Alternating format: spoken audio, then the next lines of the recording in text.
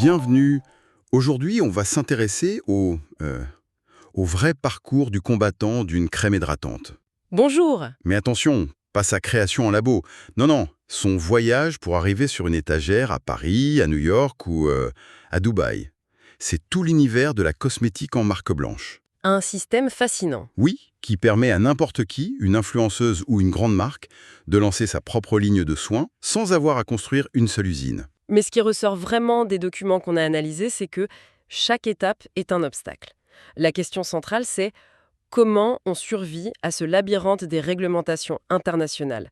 Il ne suffit pas d'avoir une bonne formule. Non, ça ne suffit plus du tout. Il faut prouver qu'elle est sûre. Partout. Et tout le temps. C'est exactement ça. Et vous utilisez le bon mot, labyrinthe. La conformité, ce n'est vraiment pas une case à cocher à la fin. Nos sources le martèlent, c'est un prérequis absolu. Un prérequis absolu. Oui, c'est la condition même pour que le produit existe. Sans ça, il n'y a pas de discussion avec les grands distributeurs, pas de passage en douane, rien. La vente est impossible. Un produit non conforme, même s'il est génial, il reste une idée dans un bocal. Il n'a aucune existence légale sur le marché. D'accord, alors décortiquons ça. Mettons-nous dans la peau d'une marque qui débute. C'est quoi la première chose à comprendre? Par où on commence? La première prise de conscience, c'est qu'il n'y a pas un seul juge, mais plusieurs. Ah, c'est-à-dire? D'un côté, il y a les autorités, les gardiens de la loi, si vous voulez. Le règlement cosmétique européen qui est très très strict, la FDA américaine, la GSO pour les pays du Golfe. Chacun a son propre cahier des charges. D'accord. Mais de l'autre côté, et c'est ça qui change tout, il y a les distributeurs. Un Sephora, une chaîne de pharmacie, eux, ils ont leurs propres exigences. Et elles vont souvent bien au-delà de la loi. Ça, c'est un point qui m'a vraiment surpris. On imagine que si on respecte la loi, c'est bon, le ticket d'entrée est validé. C'est le ticket d'entrée, mais pas l'accès à la salle de concert. Voilà. Le vrai juge, celui qui dit oui, ça rentre en boutique, c'est le distributeur. Il a presque plus de pouvoir que la loi, en fait. C'est une excellente image. Un distributeur protège sa réputation avant tout. Donc il ne prendra jamais de risque. Jamais. Il va exiger des certifications en plus. Par exemple, la norme ISO 22716 sur les bonnes pratiques de fabrication. C'est une garantie que l'usine est, Irréprochable. en matière d'hygiène, de En traçabilité, qualité, de tout. une marque qui n'a pas ce certificat, même si son produit est parfaitement légal, la porte se ferme. Ce qui veut dire que le choix du laboratoire partenaire est absolument critique. Dès la première seconde. C'est la décision la plus stratégique. On ne choisit pas juste quelqu'un qui sait faire des crèmes. Non. On choisit un allié qui a un service réglementaire intégré. Des experts qui connaissent les subtilités de chaque marché. C'est ce service qui va anticiper et dire « Attention, cet ingrédient est interdit en Californie » ou « Pour le golf, il nous faut ce test en plus Anticiper, c'est le maître mot. ». Toujours. Bon, une fois qu'on a ce partenaire, on rentre dans le dur. La paperasse. Les sources parlent d'une montagne de documents avec un acronyme qui revient partout, le PIF. Ah, le PIF. On dirait un nom de code. Qu'est-ce que c'est exactement? C'est un peu ça, le PIF pour Product Information File, dossier d'information produit. Ce n'est pas un simple dossier, c'est le récit de la vie du produit. Imaginez que votre produit soit mis en cause un jour. Le PIF, c'est votre seul alibi. Il prouve que tout a été fait dans les règles.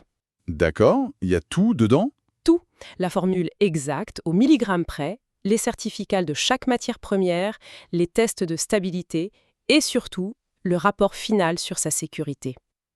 C'est un peu comme le dossier de construction d'une maison en fait. Il faut les plans, la liste des matériaux, les certificats, sinon, pas de permis d'habiter. C'est la parfaite analogie.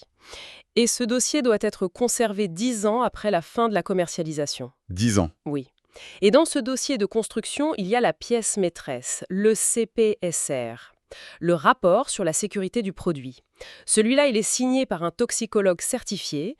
C'est lui qui engage sa responsabilité et qui dit « Oui, ce produit est sûr pour la santé humaine ».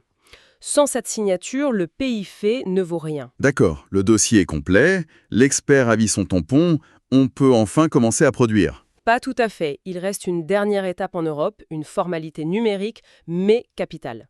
La notification sur le portail CPNP. CPNP. C'est une déclaration en ligne où la marque enregistre tout produit.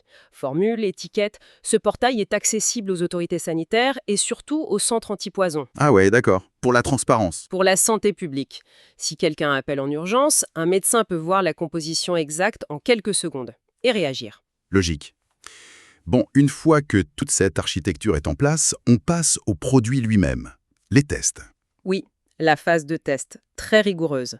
On commence par la stabilité et la compatibilité. C'est-à-dire, On met le produit dans des étuves, à chaud, à froid, à la lumière, pour simuler son vieillissement. On vérifie que rien ne bouge, ni la couleur, ni l'odeur, ni le pH. Et en parallèle, on teste la compatibilité avec le packaging. Est-ce que le plastique du pot ne migre pas dans la crème? c'est la garantie que le produit sera le même dans un an. Précisément. Ensuite, les tests microbiologiques. On contamine volontairement un échantillon pour voir si les conservateurs font bien leur travail. C'est le challenge test. D'accord. Et enfin, bien sûr, les tests de tolérance cutanée sur des volontaires pour pouvoir écrire «tester sous contrôle dermatologique». Alors justement, je voudrais rebondir sur un point qui peut sembler secondaire, mais qui m'a interpellé.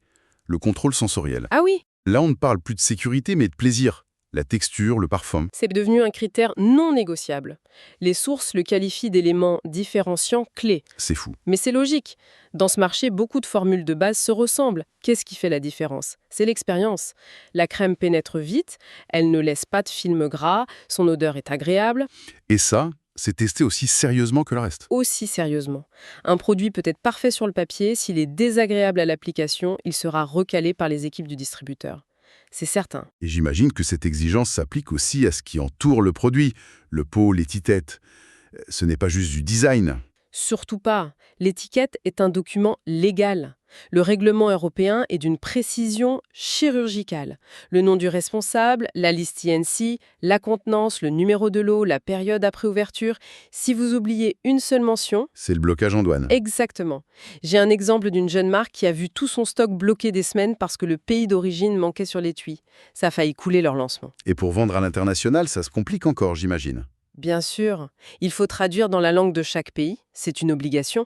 Mais au-delà de ça, les distributeurs imposent de plus en plus leurs propres standards. Sur le packaging lui-même, La demande est claire, des emballages premium et durables, du verre, du plastique recyclé, des pompes rechargeables, des encres végétales.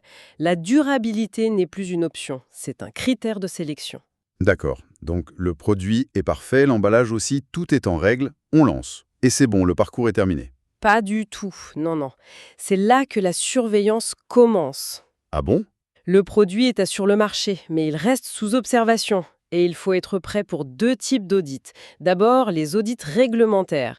Les autorités sanitaires peuvent débarquer à l'improviste. Et là, il faut pouvoir tout sortir. Tout et tout de suite. Les pifs, les analyses, tout.